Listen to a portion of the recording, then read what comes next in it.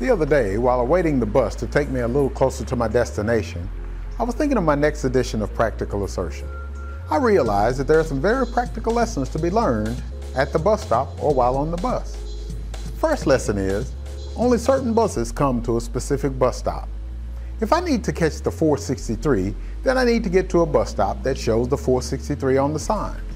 Why would I be waiting on a bus stop marked 416 expecting the 463 to come? What's the application here? I'm reminded of a song written by Lyfe Jennings entitled Statistics, where he asserts Rule 4, be the person you want to find. Don't be a nickel out here looking for a dime. Why would I be standing on a bus stop looking for a limousine to pick me up? The point is, some people are looking for Mr. or Ms. Right when they ain't right. Now I know that's bad English, but you get the point, right? Also noteworthy regarding route numbers is that experience has taught me that buses are sometimes mismarked. I'm relatively new at riding the bus. The other day, the bus marked with 400 was parked in the stall normally reserved for the 453. I assumed that the bus was simply mismarked, so I proceeded to board. Just to confirm, I asked the driver if he was going down the street behind my client, and he said yes. Again, I assumed that he had not changed the route number, so I got on and we took off.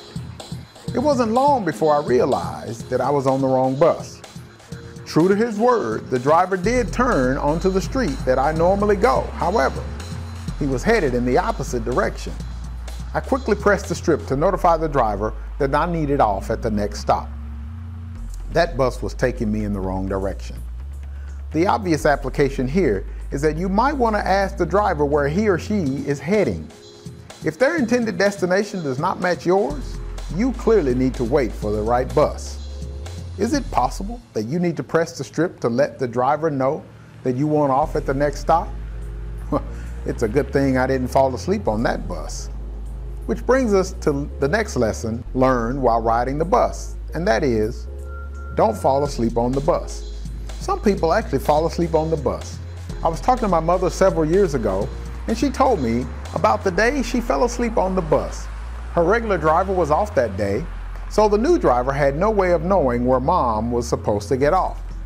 He went to the end of the line and awakened my mother and informed her that she needed to get off the bus. Poor Mom. She was completely turned around and confused. She finally got on another bus that eventually took her to her regular stop.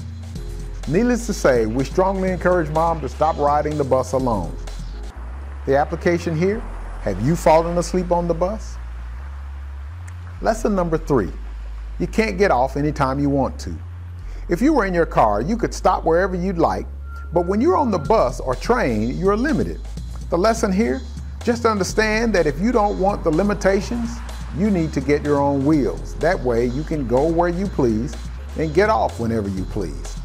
Also remember that buses only come at certain times, so if you don't want this restriction and would like the luxury of leaving when you'd like, again, you need to get your own wheels. Lesson number 4, there are restrictions while on board. Rules like you can't eat or drink on board or play your music too loud. There are even certain things that you are not allowed to bring on board. So once again, if you don't want the restrictions, get your own wheels. Lesson number 5, strangers are probably on board. This lesson goes without saying, and that is, when you have to ride the bus, there is no telling who might be or who might get on board. Lesson number 6, it takes longer to get to your destination. Due to the multiple stops in the route, it will more than likely take you longer to get to your destination than if you had your own wheels. Boy, it seems that there are numerous advantages to owning your own wheels, huh? Lesson number 7, don't judge someone because they are riding the bus. Again, if you're on the bus and you are judging someone because he or she is on the bus, what does that make you? You look at a gentleman, ladies, on the bus and you think to yourself that if he were not on this bus, you might be interested in talking to him. What a hypocrite. There you are being a nickel looking for a dime.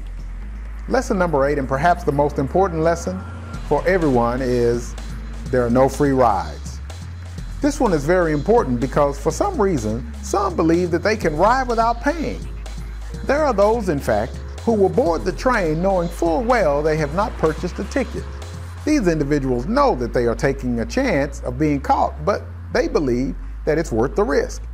These freeloaders always act surprised, have some lame excuse, or try to even pay the fare inspector when they get caught. You pay before you ride, that's the rule. If you intend to ride the bus, you've got to swipe your pass as proof that you have paid. The lesson here, if it's not already obvious, in your life, don't let anyone ride for free. Whether single or married, each one in the relationship has a price to pay to ensure a healthy and happy relationship. There are no free rides, and you should pay before you get on board. Get it? Even if you decide to get your own wheels, rather than ride the bus, when you purchase your vehicle, they check your credit, that is, they check you out. Hear that lesson? And once approved, and the financing is approved, they give you the keys. The keys come with a ring. Ladies, no ring, no ride. That ought to be your motto. Well, that's this edition of Practical Assertion. The focus of this edition is clearly related to relationships. The intention here is to encourage you to evaluate your current relationship to see if you are headed in the right direction. What do you think? We want to hear from you. Please go out to our website at www.asert-usa.com/blog and leave your comments there. Also, if you're viewing this on Facebook, please like us, and also please leave your comments here. We'd love to hear from you, and we hope that you are indeed headed in the right direction. If not, hit the strip, let the driver know you need off at the next stop. Take care. We'll see you next week for another edition of Practical Assertion. Goodbye.